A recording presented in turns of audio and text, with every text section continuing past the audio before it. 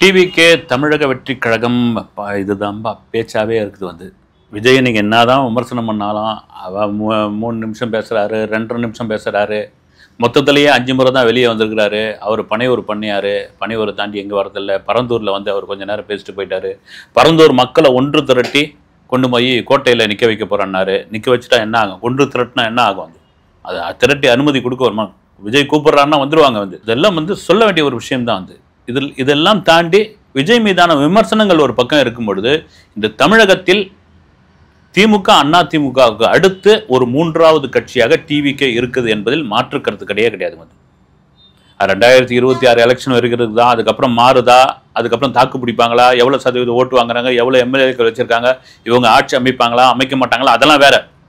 இன்னைக்கு கூட்டணின்னு ஒரு விஷயத்துக்கு வரும்பொழுது டிவிகேவுடன் கூட்டணி வச்சுக்கிறதுக்கு அத்தனை ஆர்வமாக இருக்கிறாங்க.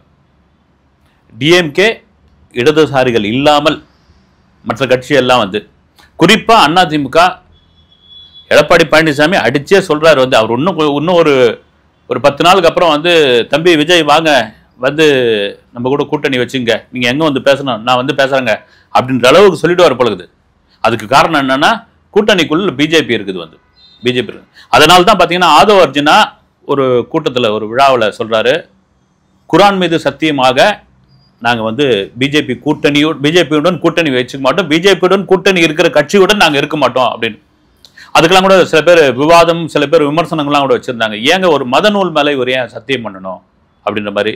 சரி, இன்னொரு விஷயமா விஜய் பிடிக்காதவங்க, அவர் பாருங்க, விஜய் நல்லா நாசுக்கா அவர் சத்தியம் பண்ணாம ஆதவ் அர்ஜுனை சத்தியம் பண்ண வச்சுட்டாரு அப்படின்ற மாதிரி. இதெல்லாம் நடக்கதான் செய்ய அவர் என்னன்னா ஆதவ் அர்ஜுன் என்ன சொல்றாரு, சிறுபான்மையினர்களுக்கு குறிப்பாக இஸ்லாமியர்களுக்கு ஒரு நம்பிக்கை தரக்கூடிய ஒரு விஷயமாக நாங்க உங்க கூட இருப்போங்க அப்படின்றதுக்கு ஒரு உறுதியான ஒரு விஷயமா அந்த மத நூல் மீது ஒரு சத்தியத்தை சொல்லியிருக்காரு. அதுக்கு ரைட், ஓகே. சில பேருக்கு அதில் உடன்பாடு இருக்கு. ஏன் நீங்க பகவத்கீதை மேல சொல்ல மாட்டீங்களா, பைபிள் மேல சொல்ல மாட்டீங்களா அப்படின்னா அது மாதிரி சொல்லிக்கிட்டே போகலாம். அதை தாண்டி நாங்க சிறுபான்மையினருக்கு ஒரு பக்கபலமாக இருக்கிறோம், எங்களுக்கு அந்த ஓட்டு ரொம்ப முக்கியம். அது ஏறக்குறைய ஒரு சுயநலத்திலே ஒரு பொது நலம் தான். இதெல்லாம் மீறி சரி விக்கிரவாண்டி மாநாடு பார்த்தோம். இந்த மதுரை மாநாடு எவ்வளவு முக்கியத்துவமான மாநாடா இருக்கும். எலெக்ஷனுக்கு ஒரு 8 மாசம் இருக்குது. இந்த 8 மாசத்துக்குள்ள இந்த மாநாடு ஏன் அவ்வளவு பெரிய அவசரம் அப்படின்னா, ஜனவரியில ஒரு மாநாடு இருக்கு. அது என்ன மாநாடுன்னு நான் சொல்றேன்.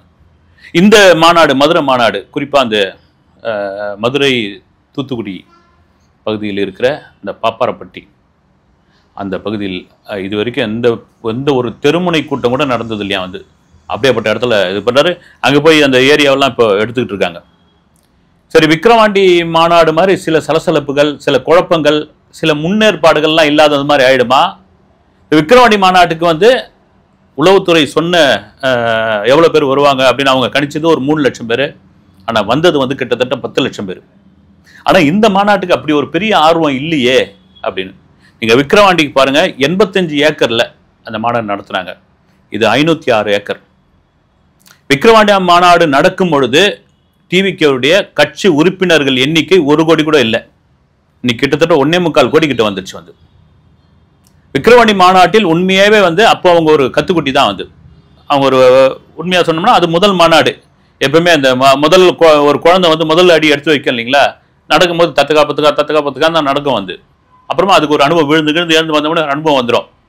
ஆனால் இப்போ இந்த மாநாட்டிற்கு மற்ற கட்சியில் இருந்த பொறுப்பாளர்கள், மாவட்ட செயலாளர்கள், குறிப்பாக முன்னாள் நிர்வாகிகள், இவங்கெல்லாம் வந்திருக்காங்க. அவங்களாம் பல மாநாடுகள்லாம் பார்த்தவங்க. விக்கிரவாண்டி மாநாட்டில் பெரிய பிரச்சனையானது இதுதான். ஒரு 3 லட்சம் பேர் வருவாங்க அப்படின்னா அதுக்கேற்ற மாதிரி இந்த குடிநீர் வசதி ஏற்பாடு பண்ணியிருந்தாங்க. அதுக்கேற்ற வாகன வசதி, நிறுத்துற இடம் இது பண்ணியிருந்தாங்க. அப்போ உணவு இதெல்லாம் பண்ணியிருந்தாங்க. இதெல்லாம் மீறி கூட்டம் மெயின் ரோட்ல வந்துருச்சு. காலையே புறப்பட்டு இந்த தென் மாவட்டத்திலிருந்து வந்தவங்க எல்லாம் ரொம்ப காலையிலேயே வந்துட்டாங்க. அவங்களை வெளியே நிற்க வைக்க முடியாது. ஏன்னா ஹைவே அது அந்த ரோட்ல நிற்க வச்சாதுன்னா அதனால உள்ள திறந்துட்டாங்க. போனவங்க என்ன பண்ணிட்டாங்க, முன்ன போய் இடம் பிடிச்சிட்டாங்க. இடம் பிடிச்சது ஒரு காலையிலேயே போய் நின்றுட்டாங்க. வெயில் தடுப்பு கிடையாது. நிறைய பேர் சேரெல்லாம் தூக்கி வச்சுட்டு இருந்தாங்க. இந்த தண்ணி போய் குடிச்சு தண்ணி தீர்ந்து போச்சு. தண்ணி கொண்டு ஃபில் பண்றதுக்கு லாரி உள்ள வர முடியல. நேரம் ஆக கட்டுக்கடங்க அந்த கூட்டம் வந்துருச்சு. அந்த தவறுகள் எல்லாம் இப்பொழுது கிடையவே கிடையாது. இந்த மதுரை மாநாடே கிடையாது. இப்போ மதுரையில் டிவிகேல நடக்கிறது மாநாடு கிடையாது. ஏறக்குறைய அது ஒரு பொருட்காட்சி, ஒரு திருவிழான்னு ஒரு நண்பர் சொன்னார், டிவிகே நண்பர். என்னங்க அப்படின்னு கேட்டேன். ஏங்க கிட்டத்தட்ட 5 நாளைக்கு முன்னாடி எல்லா வேலையும் ஆரம்பிச்சிடுறாங்க. என்ன வேலைன்னா கரகாட்டம், ஒயிலாட்டம், ரங்கராட்டனம், திருவிழா நடக்கும். மதுரை எப்பவுமே தேர் திருவிழா தான் வந்து அப்படி கடை போடுறது, சின்ன சின்ன ஸ்டால் போடுறது, அந்த மாநாட்டு இடத்த வந்து சுத்தி பார்க்கறது குடும்பத்தோட வந்து. ஏன்னா அந்த சமயத்துல நம்ம கூட்டமா இருக்கும்போது வர முடியாது அப்படின்னு அந்த இன்ஸ்ட்ரக்ஷன் கண்டிப்பா கொடுப்பாங்க. வயதானவர்கள், கர்ப்பிணிகள், அப்புறம் வந்து மாற்றுத்திறனாளிகள் இவங்கெல்லாம் தயவுசெய்து வர வேணாம் அப்படின்னு ஒரு விஷயத்தை கண்டிப்பா சொல்லுவாங்க. அதனால வந்து இது வந்து டிவிகேல மதுரையில் வந்து வெறும் மாநாடு கிடையாது, ஒரு திருவிழா. ஒரு கள்ளழகர் வந்து ஆத்துல இறங்குற மாதிரியான ஒரு திருவிழா. அதுதான் இந்த ஸ்டால் போடுறது, இது பண்றது, டிவிக்கு கொடி விற்கிறது, அப்புறம் வந்து இந்த கடை போடுறது, பஞ்சு மிட்டாய் விற்கிறது, ரங்கராட்டனம், மயிலாட்டம், ஒயிலாட்டம் இதெல்லாம் நடக்கும்போது போய் விஜய் மாநாடு எப்படி தான் இருக்குது. சுத்து வட்டாரத்தில் இருக்கலாம் வருவாங்கல்ல, தேனி, போடி, கம்பம் இங்கெல்லாம் வரவங்க வந்து பார்த்துட்டு போகலாம் அப்படின்னு. அப்போ மாநாடே எப்படி இருக்கும் பாருங்க. அது இதெல்லாம் தாண்டி பல இடங்களில் இந்த தண்ணீர் தொட்டி வைக்க போறாங்க. உணவு கொண்டு செல்வதற்காக ஒரு தனி பாதை அமைக்கப்படுகிறது. அந்த தண்ணி தீர அதை ஃபில் பண்றதுக்கு அங்க வந்து பர்மனண்டா லாரிங்க வந்து நிக்க வச்சிருக்க பாருங்க. ஏன்னா விக்கிரவாண்டி மாநாட்டில் என்னென்ன பிரச்சனைகள் நடந்ததோ அதெல்லாம். இது 85 ஏக்கர்னா அது 506 ஏக்கர் என்ன ஆகும் பாருங்க. அது அவங்களுடைய கணிப்பு பிரகாரம் கிட்டத்தட்ட 40 லட்சம் பேர் வந்து வருவாங்க. தென் மாவட்டத்திலிருந்து அவ்வளோ பேர் வருவாங்க அப்படின்னு. இதெல்லாம் மீறி குறிப்பாக விஜயோடைய கட்சியில் ஒவ்வொரு மாவட்ட நிர்வாகிகளுக்கும், மாவட்ட செயலாளருக்கும் இன்ஸ்ட்ரக்ஷன் என்னன்னா, ஒரு மாவட்டத்திற்கு 6000 பேர் தொண்டர் படையின் வாங்க தெரியுங்களா, யூனிஃபார்ம்லாம் கொடுத்து அது மாதிரி 6000 பேரை கொண்டு வந்து தொண்டர் படை மாதிரி அவங்க தான் இன்ஸ்ட்ரக்ஷன். அவங்க தான் வந்து இந்த வருகிற தொண்டர்களை கரெக்டாக கைட் பண்ணணும். வந்து அவங்க தான் உட்கார வைக்கணும். யாருக்கு என்ன பிரச்சனை அவங்க தான் வந்து செய்யணும். சில இடங்களில் வந்து பார்க்கிங்கில் பிரச்சனையா அங்கே போய் என்னன்னு பார்க்கணும். ஒவ்வொருத்தருக்கும் ஒவ்வொரு பொறுப்பாளர் வந்து ஒரு மாவட்டத்துக்கு 6000 பேர் வந்து அவங்க கவனிச்சுக்கிற மாதிரியான ஒரு சிறப்பான ஏற்பாடு. அது தவிர பார்த்தீங்கன்னா யாரும் அங்கே தேவையில்லாமல் சலசலப்பு பண்ணக்கூடாது. அவ்வளோ சிசிடிவி கேமராக்கள் அங்கே வச்சிருந்து அங்கேருந்து ஆய்வு பண்ண போகிறாங்க. இதெல்லாம் மீறி யார் விஐபிகள், விவிஐபிகள் அப்படின்ற கொஸ்டின் மார்க், பெரும் கொஸ்டின் மார்க்கார். ஒரு பக்கம் ராகுல் காந்தி வருவார், நம்ம ஏற்கனவே கூட சொல்லியிருந்தோம். இன்னொரு பார்த்தீங்கன்னா நேஷனல் லெவலில் முக்கிய தலைவர்கள் வரப்போகிறார்கள். பிரசாந்த் கிஷோரே இந்த இதில் வந்து கலந்துக்கு போகிறார். அவர் சில பேர்லாம் வந்து இன்ஸ்ட்ரக்ஷன் கொடுத்துருக்காரு, இவங்கெல்லாம் வந்து நீங்கள் வந்து இன்வைட் பண்ணுங்க அப்படின்னு. இங்கிருந்து தமிழகத்திலிருந்து யார் வருவாங்க, யாரை இன்வைட் பண்ணுவாங்க, குறிப்பாக திரையுலகினர் விஜய்க்கு எப்படியாப்பட்ட ஆதரவு கொடுப்பாங்க. நீங்கள் விக்கிரவாண்டியில் கூட நிறைய பேர்லாம் கேள்வி பண்ணாங்க.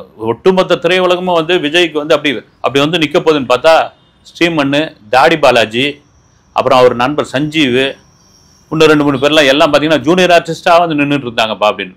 ஆக்சுவலாக வரேன்னு சொன்னவங்கள விஜய் தான் வேணான்னு சொன்னாப்புல விக்கிரவாண்டி மாநாட்டு. நீங்கள் வந்தீங்கன்னா அது ஒரு சினிமா ஃபங்க்ஷனாக மாறிடும் அப்படின்னு. ஆனால் மதுரையில் சொல்லவே தேவையில்ல. வந்து மதுரையில் சினிமா ஆட்கள் வந்தால் இன்னும் குதூகலம் ஆயிடுவாங்க. இப்போ விஜயை வைத்து படம் பண்ண இயக்குநர்கள், தயாரிப்பாளர்கள், அவருடன் நடித்த நடிகர்கள், பெரிய நடிகர்கள் இவங்களுடைய ஆதரவு இருக்குதுன்னு. சரி, ஆளுங்கட்சிக்கு எதிராக இவங்க ஆதரவு தெரிவிச்சிருவாங்களா அப்படின்னா அதுவும் ஒரு பாயிண்ட் இருக்குது. டக்குன்னு வந்து எலெக்ஷன் இன்னும் 8 மாதம் இருக்குது, ஆளுங்கட்சிக்கு எதிராக போய் நான் விஜய்க்கு ஆதரவாக நிற்கிறேங்க அப்படின்னு சினிமா தானே வந்து திடீர்னு ரைடு வருவாங்க, கால்ஷீட் பிரச்சனை வரும், ஏதாவது ஒன்று குளறுபடி ஏற்படும். நமக்கு ஏன் மறைமுகமாக உங்களுக்கான ஆதரவு கொடுக்குறேன் அப்படின்னு ஒரு பக்கம் இருக்கும். இதெல்லாம் தாண்டி எப்பங்க விஜய் வந்து ஒரு நடைபயணத்தை தொடங்க போகிறார் அப்படின்ற கேள்வி பெருங்கேள்வியாக இருக்குது. அந்த நடைபயணம் செப்டம்பர் 17ஆம் தேதி பெரியார் பிறந்த தினம் அன்று அவர் அதை தொடங்குகிறார். அந்த நடைபயணத்தை ஆமாங்க, ஏன்னா நடைபயணம் தான் ஒவ்வொரு மூலையிலும் இருக்கிற ஒரு மக்களை போய் சந்திக்கிற ஒரு மிக முக்கியமான ஒரு விஷயம். அதுதான் போய் இவர் தான் நடிகர் விசையா அப்படின்னு எங்கேயோ தெரியாதவங்க கேட்பாங்கல்ல, ஆமாம் பட்டி, ஆமாம் தாத்தா அப்படின்னு சொல்லும் பொழுது அதுதாங்க ரீச்சு.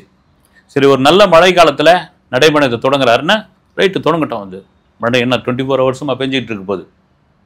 ஒரு ஏன்னா இப்போ விட்டால் எப்போ வந்து இதெல்லாம் தாண்டி நான் சொன்னேன் இல்லைங்களா, இந்த மாநாடு ஏன்னா எலெக்ஷனுக்கு 8 மாதம் இருக்குது. அதுக்கு முன்னாடியே வந்து ஒரு மாநாட்டை போட்டாரு விஜய். அப்படி இருக்கும் பொழுது நெருக்கத்தில் என்ன பண்ணுவாங்க அப்படின்னா, ஜனவரியில் ஒரு பிரம்மாண்டமான மாநாடு.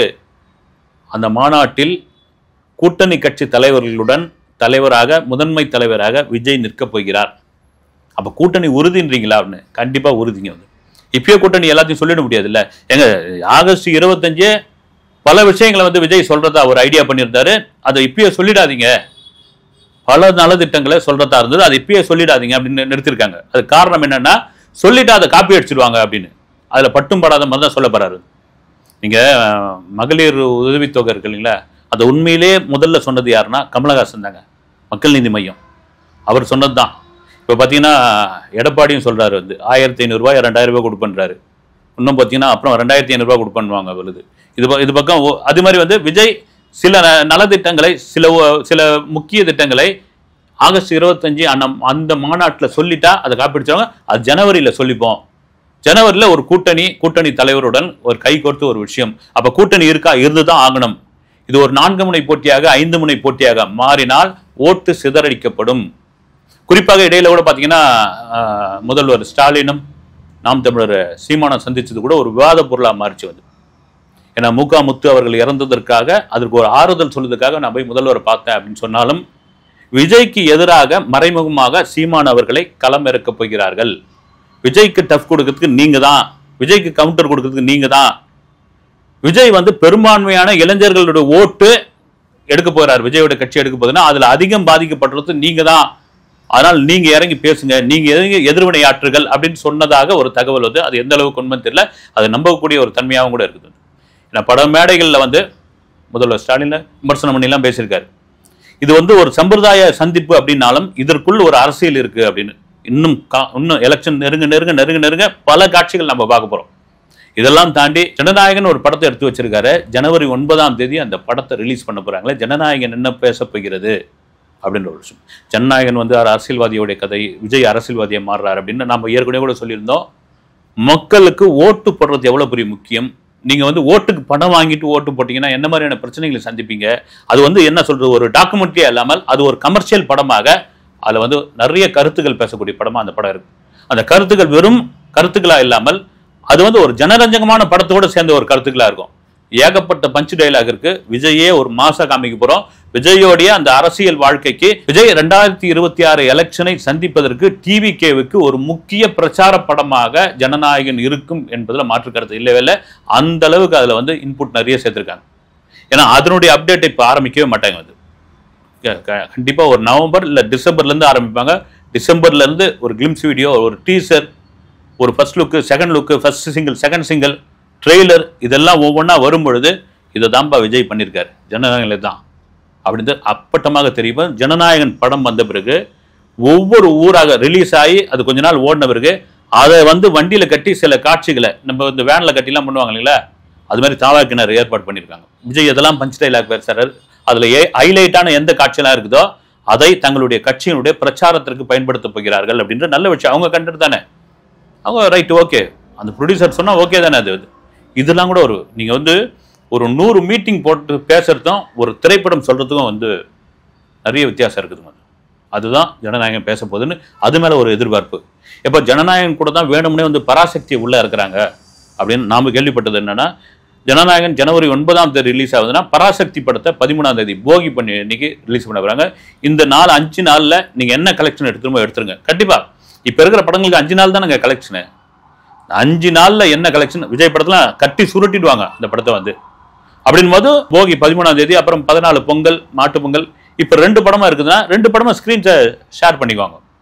அதுக்கு முன்னாடி பாத்தீங்கன்னா இந்த படம் வந்து அதனால பராசக்தி ஜனநாயகன் போட்டி கிடையாது அப்படின்றதுக்கு ஒரு முற்றுப்புள்ளியும் வச்சாச்சு. இதெல்லாம் தாண்டி விஜயோடைய அடுத்த அரசியல் நகர்வு எப்படி இருக்கும் என்பது மதுரை மாநாட்டிற்கு பிறகுதான் தெரியும். அப்படியாப்பட்ட அரசியல் நகர்வை தான் நாமளும் எதிர்பார்த்து கொண்டு இருக்கிறோம். அடுத்த வீடியோவில் சந்திப்போம். நன்றி.